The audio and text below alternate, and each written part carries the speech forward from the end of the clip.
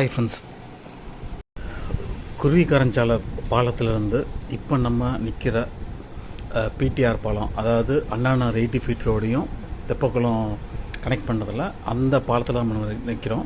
So இந்த இடம் வரைக்கும் பார்த்திங்கன்னா உங்களுக்கு வைகை வடகரை சாலை இருக்குல்ல, ஸோ அது வந்து இன்னும் லே பண்ண அமைச்சிருக்காங்க. ரஃபாக பார்த்திங்கன்னா ஒரு கிலோமீட்டர்லேருந்து ஒரு 1.5 கிலோமீட்டருக்குள்ள உள்ள ஒரு ஸ்ட்ரிப்பு லே பண்ண அமைச்சிருக்காங்க. ஃபர்தராக இங்கேருந்து வண்டியூர் வரைக்கும் பார்த்திங்கன்னா அந்த பாலம் வரைக்கும் ரோடு போடாமல் கொஞ்சம் முன்னாடி நிப்பாட்டி வச்சுருந்தாங்க. கடைசியாக நம்ம ஒரு வீடியோ பண்ணியிருந்த போது பார்த்திங்கன்னா ஒரு சின்ன மணல் ரோடு மாதிரி வச்சு அந்த ரோடை லிங்க் பண்ணுற மாதிரி அமைச்சிருந்தாங்க. அது லாங் டைம், எப்படியும் ஒரு 5-6 மந்த்ஸ் இருக்கும் நம்ம இந்த வீடியோ பண்ணும்போது. ஸோ இப்போ பார்த்திங்கன்னா ரீசெண்டாக நான் பார்த்தேன் வண்டியூர் ரிங் ரோடு இருக்குல்ல, ஸோ அங்கே வரைக்குமே பார்த்திங்கன்னா ரோடு லே பண்ணிட்டாங்க. ஸோ அதை கவர் பண்ணுறதுக்கு தான் இப்போ நம்ம போகிறோம். வைகை வடகரை சாலை பார்த்திங்கன்னா உங்களுக்கு தீக்கதிரிலேருந்து பிகின் ஆகும். தீக்கதிரில் பிகின் ஆகி வண்டியூர் ரிங் ரோடு இருக்குல்ல, ஸோ அதோட முடியும். ஸோ இதுதான் ஒரிஜினல் பிளானு.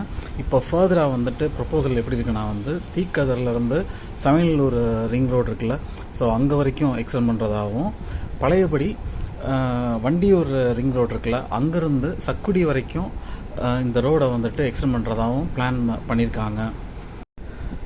இப்போதைக்கு தீக்கதிரிலேருந்து வண்டியூர் வரைக்கும், அதாவது வண்டியூர் ரிங் ரோடு இருக்குல்ல, ஸோ அது வரைக்கும் லே பண்ணியிருக்கிறாங்க.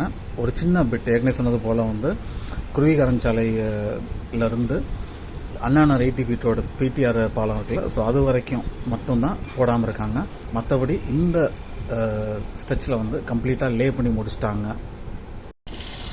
முன்னதாக தீக்கதிரில் சமையலூர் வரைக்கும் ரோடு லே பண்ண போகிறேன்னு சொல்லியிருந்தாங்களே, ஸோ அதுக்கான ஒரு 6 மந்த்ஸ் பிஃபோர் பார்த்திங்கன்னா கொஞ்சம் தூரம் ஒரு 1 கிலோமீட்டர் தீக்கதிரிலேருந்து கிளியர் பண்ணியிருந்தாங்க. மணல்லாம் அடிச்சிருந்தாங்க.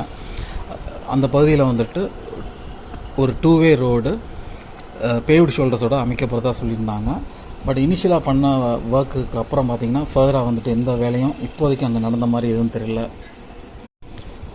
அதுபோல் வண்டியூர் ரிங் ரோட்லேருந்து ஃபர்தராக சக்குடி வரைக்கும் ரோடு போடுறாங்கன்னா, இப்போ எக்ஸிஸ்டிங் அங்கே வைகைக்கு மேலே இருக்க அந்த பாலம் இருக்குது பாருங்கள், அந்த பாலத்துக்கு கீழே ரோடு அமைக்கணும். பட் அப்படி ரோடு அமைக்காமல் லெஃப்ட் ஹேண்ட் சைடில் அந்த ரிங் ரோடை கனெக்ட் பண்ணுற மாதிரி ரோடு அமைச்சிருக்காங்க.